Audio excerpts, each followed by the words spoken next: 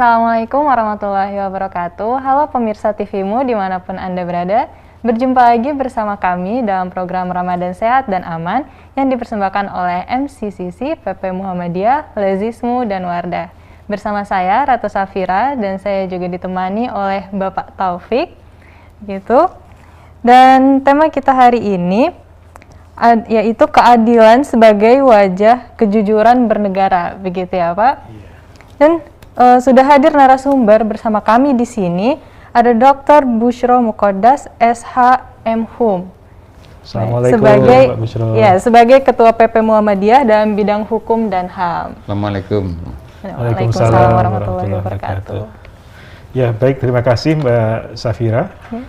Pemirsa TVmu dimanapun Anda berada. Insya Allah 30 menit ke depan kita akan mengkaji bersama dalam tema yang sudah disebutkan tadi bersama Pak Busyro. Nah, Pak Busyro, di segmen yang pertama ini barangkali Pak Busyro bisa mengelaborasi pencerahan pada pemirsa TVmu mengenai konsep keadilan ini. Ya. Apalagi di dalam Quran disebutkan dalam klausul imperatif Allah memerintahkan kita berbuat adil ini. Nah, ini bagaimana ini kemudian pengejawantahannya? Monggo silahkan. Ya. Jadi begini, para pemirsa yang dirahmati Allah, semoga sehat rohani dan jasmani. Dalam pengertian mengenai keadilan yang itu tidak bisa dilepaskan dari keadilan hukum. Itu mengandung satu konsep yang secara filosofis dan turunannya kepada konsep ideologis bahwa keadilan hukum itu adalah merupakan wujud konkret dari kristalisasi moral, konsep moral, pengertian-pengertian moral, pengertian-pengertian etika, dan pengertian akhlak. Moral berbasis pada masyarakat, pandangan masyarakat tentang kebaikan, etika, pandangan orang-orang yang lebih suka berpikir secara konseptual, mendalam, kritis, radikal berpikirnya. Itu tentang konsep baik dan buruk, pantas tidak pantas. Nah, akhlak itu konsep kebajikan, kebaikan, kejujuran, kesetaraan, kedamaian yang langsung datang dari Allah dan Rasul Muhammad Sallallahu Alaihi Wasallam. Nah, ketiga-tiganya ini sebaiknya komplementer. Kalau toh di sana ada kekurangan, maka agama bisa menjiwainya. Jadi begitu konsep tentang keadilan, termasuk keadilan hukum. Dan itu mendapatkan relevansinya di dalam negara kita ya, sejak negara kita berdiri, tiga aspek landasan keadilan tadi itu sesungguhnya hadir dan menginspirasi bangsa kita. Oh ya, betul sekali. Jadi ketika negara kita ini kita renungi kembali, bukan renungan tanpa konsep ya, tapi dengan konsep yang berbasis pada filsafat, ideologi, dan histori sejarah, pasti akan ditemukan dokumen-dokumen otentik, dokumen resmi, dan itu sudah tersebar. Yaitu apa? Bahwa negara ini itu perwujudan dari suatu organisasi besar, di mana organisasi besar ini lahir dari gerakan-gerakan moral, gerakan-gerakan etika, gerakan-gerakan akhlak yang sebelumnya telah dilakukan oleh tokoh-tokoh bangsa ini.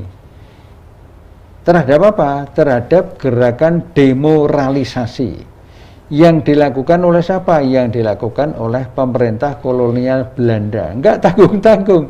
Selama 350 tahun atau 3,5 abad. Itu penjajahan terhadap potensi ekonomi Indonesia, penjajahan kultural, juga penjajahan agama, yang perlawanan ini kemudian menggumpal menjadi perlawanan rakyat semesta Indonesia dan bertaut dengan pertolongan Allah. Nah, kemudian lahirlah negara Republik Indonesia Sehingga dengan negara ini secara jujur harus diakui, jujur ya, jujur itu di hati dan di kewarasan otak itu jujur, dan ucapannya itu sesuai dengan hati nurani dan otak yang waras tadi itu jujur. Kalau mau jujur bener, negara ini sesungguhnya buah atau produk dari gerakan-gerakan perlawanan terhadap immoralitas, gerakan-gerakan perlawanan terhadap ketidakadilan yang dilakukan oleh Belanda pada waktu itu, terutama Belanda. Artinya keadilan itu sesungguhnya juga merupakan cita-cita dari bangsa ini diperjuangkan gitu Pak Busro ya? Oh ya, oleh pendahulu itu, dan itu pengorbanan yang luar biasa, Masya Allah, luar biasa lah.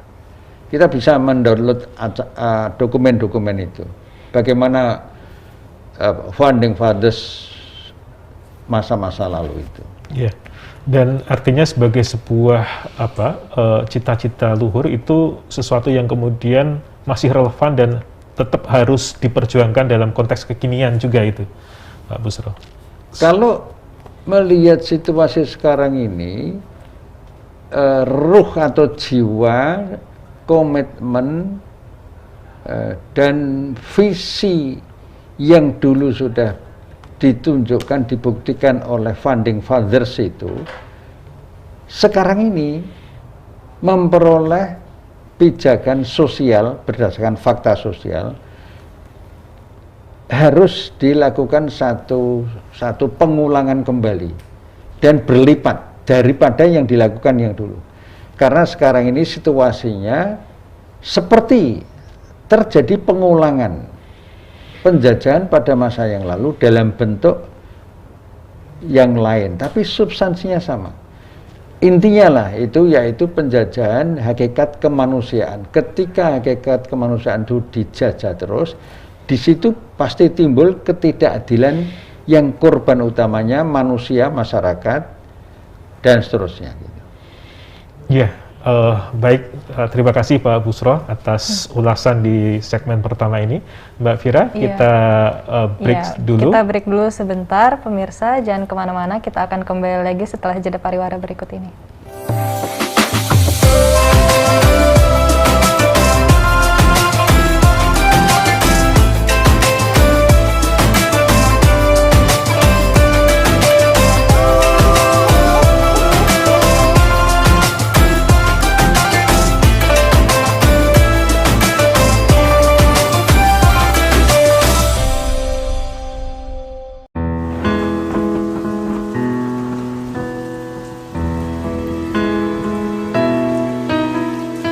Kebaikan sekecil apapun sangatlah bermakna, karena setiap langkah adalah kebermanfaatan bagi sesama yang terus mengalir tanpa henti.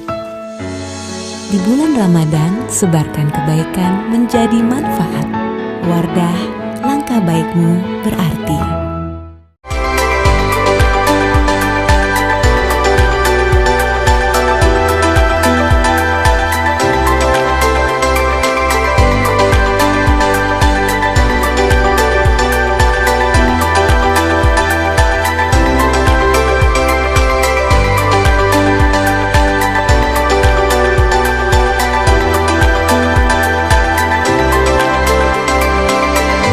We are UAD.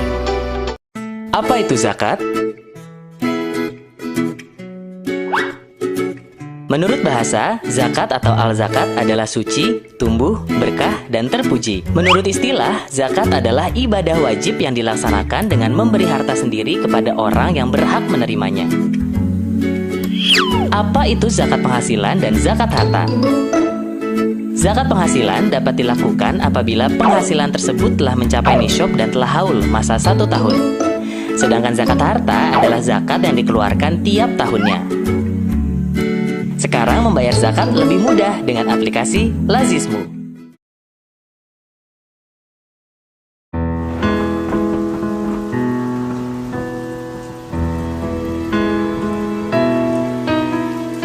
Kebaikan sekecil apapun sangatlah bermakna, karena setiap langkah adalah kebermanfaatan bagi sesama yang terus mengalir tanpa henti.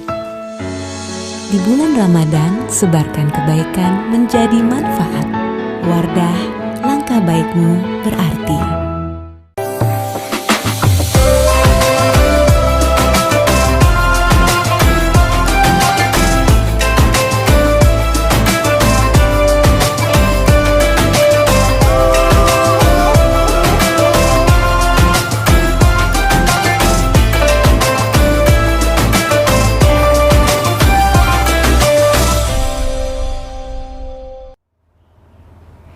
Baik pemirsa, masih bersama kami dalam program Ramadan Sehat dan Aman. Kita masih bersama Bapak Bushrol di sini, begitu ya Pak ya. Kita sudah berbincang tadi soal seputar keadilan. Keadilan bagaimana dari zaman dulu, dari zaman penjajahan, gitu, sehingga keadilan yang sekarang, gitu ya Pak. Iya, Selanjutnya. Ya, selanjutnya kita minta Pak Busro untuk kalau tadi dimensi historisnya, value, basic value-nya. Nah ini dalam perjalanannya penegakan keadilan ini seperti apa di negeri kita ini Pak? Dan apakah kita kemudian punya teladan sebagai inspirasi bagi generasi sekarang, para pendekar penegak hukum yang handal dalam perjalanan bangsa kita. Silakan Pak Busro. Ya, fakta yang patut terus-menerus kita syukuri itu ialah kita memiliki banyak tokoh itu. Terutama untuk generasi muda itu patut kita syukuri dengan cara berupaya untuk secara rohaniyah dan berpikir dengan kekuatan narasi ya, itu bisa lebih daripada beliau-beliau itu. Di bidang penegakan hukum, keadilan di Indonesia itu tidak bisa lepas dari contoh-contoh yang kita patut bersyukur punya tokoh. Misalnya di kejaksaan itu ada Profesor Dr. Haji Baharudin Lopa, ya, mantan Jaksa Agung. Kemudian yang kedua, Jaksa Agung yang pertama dulu itu Profesor Kasman Singodimedjo, ya, itu Jaksa Agung yang pertama dulu.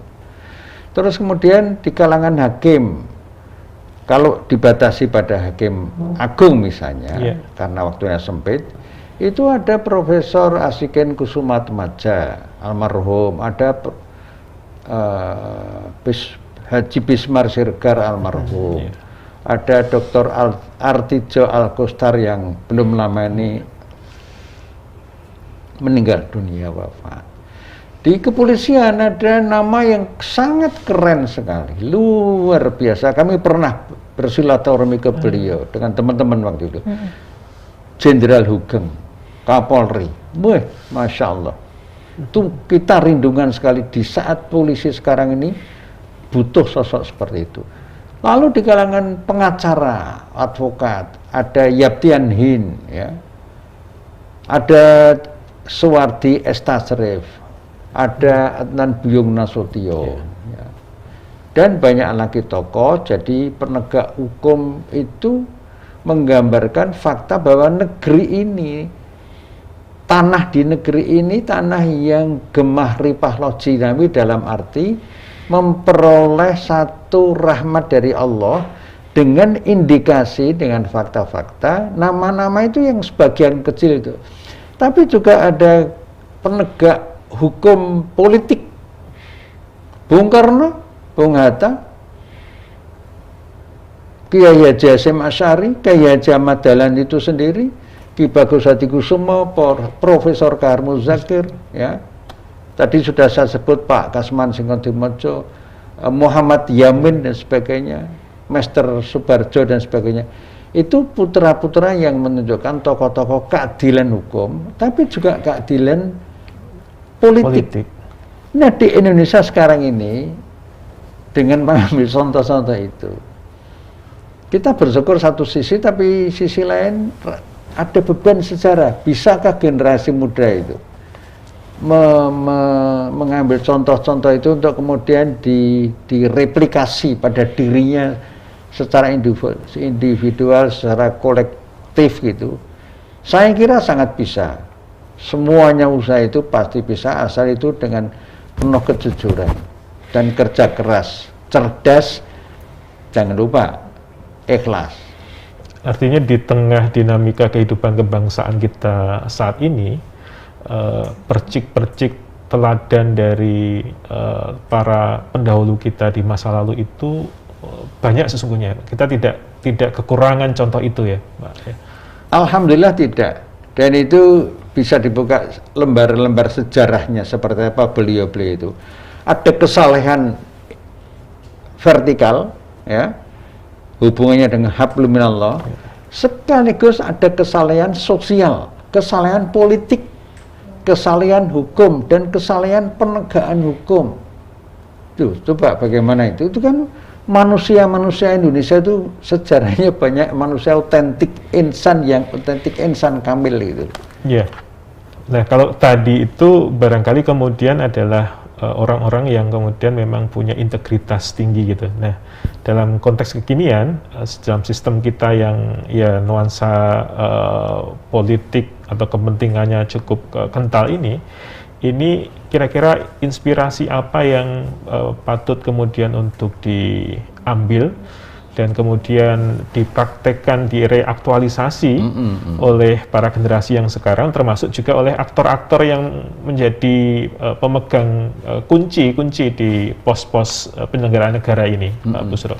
Ya, sebagai salah seorang yang mempunyai background dan sampai sekarang bergerak di bidang penegakan hukum dalam arti luas,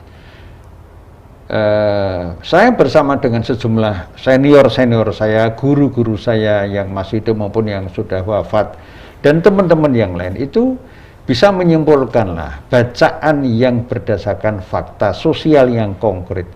Pertama, bahwa kita ini praktek penegakan hukum dan keadilannya masih sangat diskriminatif, membeda-bedakan. Dibeda-bedakan karena faktor politik, orientasi politik, faktor persaingan bisnis yang tidak sehat, ya. Lalu ada juga faktor fanatisme kelompok yang berlebih-lebihan, dan itu menjadi akar radikalisme sesungguhnya di situ itu. Radikalisme yang sesungguhnya, kalau kami semuanya melihat itu justru yang terjadi adalah radikalisme politik. Ya, karena yang dominan sekarang ini politik. Rakyat seharusnya dominan, tapi sementara ini rakyat ya masih perlu dikapitalisasi dengan pencerahan. Tapi sementara sekarang ini yang dominasi politik atau kekuasaan. Nah, melihat diskriminasi berbagai sektor tadi, apakah inspirasi yang muncul dari tokoh-tokoh bangsa tadi itu masih relevan? Jawabannya masih sangat relevan. Caranya bagaimana? Banyak cara. Intinya pendidikan.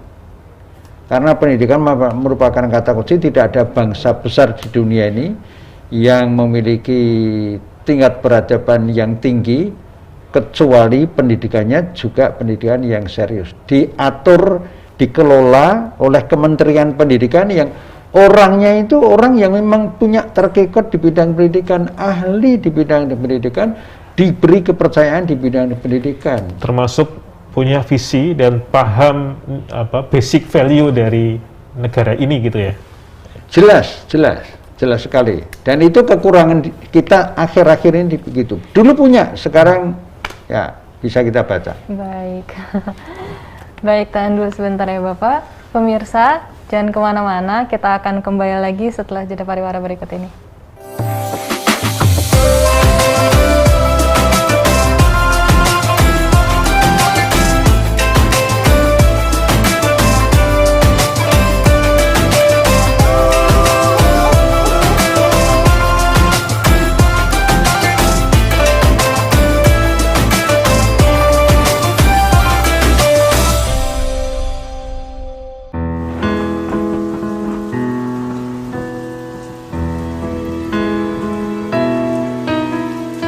Kebaikan sekecil apapun sangatlah bermakna, karena setiap langkah adalah kebermanfaatan bagi sesama yang terus mengalir tanpa henti. Di bulan Ramadan, sebarkan kebaikan menjadi manfaat. Wardah, langkah baikmu berarti.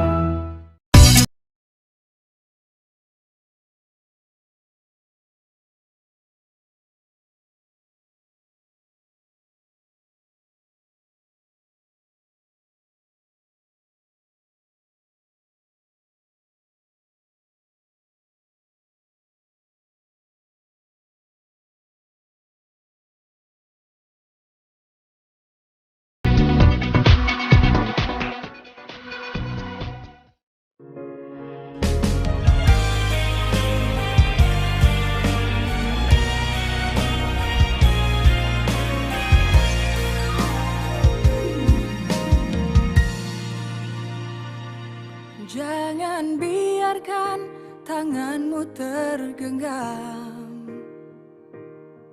Bukalah, mari bergandeng tangan, berbagi kepada sesama yang membutuhkan dan perlu bantuan. Di tanganmu Allah memberi rezeki agar mengalir kepada hamba lainnya lewat zakat, infak dan sedekah. Maka tanganmu akan menjadi berkah. Lazizmu selalu siap membantu. Salurkan amanah sesuai yang dituju. Menebar kebaikan, memberi kemaslahatan, membangun umat, capai kesejahteraan. Bersama lazizmu memberi untuk negeri. Aksi bersama kepada sesama, berbagi kebahagiaan dalam bimbingan Islam. Jadikan Indonesia berkemajuan.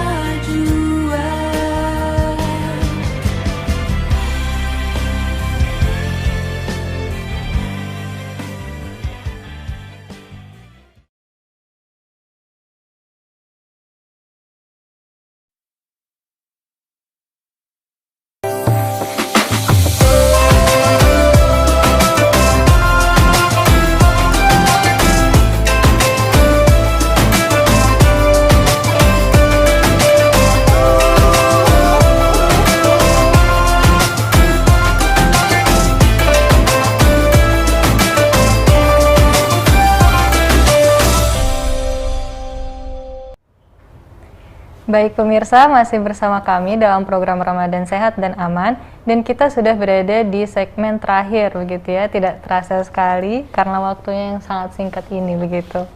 Iya Mbak Fira dan Pak Busro, di segmen terakhir ini mohon bisa disampaikan pesan-pesan kepada pemirsa TV-mu bagaimana kita sebagai bagian dari anak bangsa ini, Muhammadiyah khususnya di dalamnya, itu bisa tetap memiliki harapan optimisme sekaligus menjadi pionir di dalam mengejawantahkan nilai-nilai keadilan baik dalam konteks di lingkungannya maupun dalam kehidupan bernegara ini.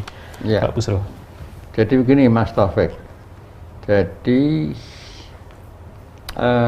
modal sejarah, modal sosial, modal kultural bangsa ini sebetulnya melalui berbagai riset dari antropolog dalam maupun luar negeri ya, itu sudah bisa dibaca bahwa bangsa ini bangsa yang kaya raya. Tidak hanya sumber daya alam, tapi kaya raya juga pada bidang-bidang tadi, moral, kultural, kesadaran beragama secara integratif ya. agama secara ritual vertikal kepada transcendental, ya pada kesadaran transendental, pada ilahiyah, kesadaran ilahiyah, kemudian sekaligus kesadaran sosial dalam arti luas. Nah, yang menjadi permasalahan sekarang ini ialah ketika kesadaran vertikal ilahiyah transendental tadi integratif dengan kesadaran kebangsaan, kesadaran sosial, dan itu banyak dilakukan oleh masyarakat kita. Lihat saja salah satu hikmah atau mutiara hikmah musim atau pandemi COVID-19 ini, masyarakat kita kan begitu guyup ya. Kalau ada yang satu keluarga sakit, tetangga-tetangganya yang mencukupi gratis, tidak ada yang minta. Itu keaslian rakyat Indonesia. Nah, modal sosial bangsa seperti ini jangan disia-siakan, jangan diajari kemudian dirusak, didemoralisasi, misalnya dengan pemilu yang selalu mengandalkan kemenangan itu seseorang pada suap, besarnya suap. Itu sudah, kami semuanya punya data, kita punya data. Kemudian mana ada pilkada yang tanpa suap juga. Sehingga pemimpin formil yang tampil jika itu melalui cara-cara yang demoralitasnya tinggi tadi, itu justru yang radikal itu, maaf loh, saya juga ingin mengatakan, yang sedang melakukan cultural terrorizing itu justru proses-proses politik yang mengandalkan suap tadi. Sebab apa? Di balik suap ini ada cukong, ada rentenir politik. Nah, ini nagih nanti. Misalnya si A jadi bupati, gubernur dan seterusnya. Nah, cukong ABC ini yang dulu berhasil mencukongi sehingga dia menang. Ngijon ya. Nah, ngijon itu, politik ngijon. Maka dia akan nagih infrastruktur.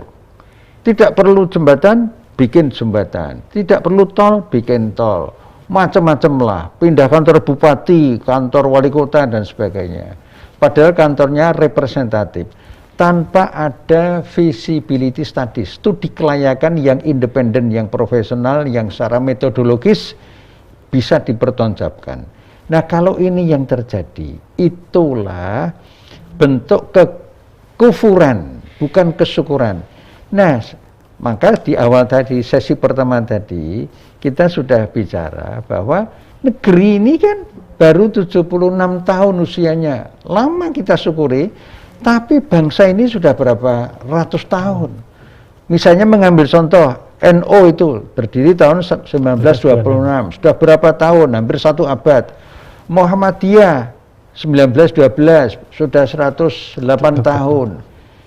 Senioritas Nahdlatul Ulama, Muhammadiyah, dan lain-lain, itu lebih unggul daripada senioritas kelembagaan birokrasi negara. Maka jika kemudian negeri ini mulai mengkapitalisasi kekuatan-kekuatan umat beragama itu, bukan saja terhormat, tapi itu menjawab kebutuhannya. Oleh karena itu kesimpulannya, Indonesia ke depan memang harus kita selamatkan ya dengan secepat-cepatnya. Baik, terima kasih Pak Busro atas ulasannya pada kesempatan kali ini. Dan pemirsa, sekali lagi ini kita harus membangun mutual trust untuk menghadirkan keadilan, baik keadilan hukum maupun keadilan pada dimensi lainnya. Dan momentum Ramadan ini menjadi momentum yang tepat bagi kita untuk membangun kembali itu semua. Mbak Fira, silakan. Yuk, sama-sama yuk. Hadir bersama kami di sini, semoga sehat selalu. Ya, amin, amin, amin. Terima kasih pemirsa yang sudah menyaksikan Ramadan Sehat dan Aman. Tetap saksikan Ramadan Sehat dan Aman setiap hari pukul 5 sore. Saya Ratu Safira dan rekan saya ada Taufik. Ada Bapak Taufik. Kami pamit undur diri. Wassalamualaikum warahmatullahi wabarakatuh. Waalaikumsalam warahmatullahi wabarakatuh.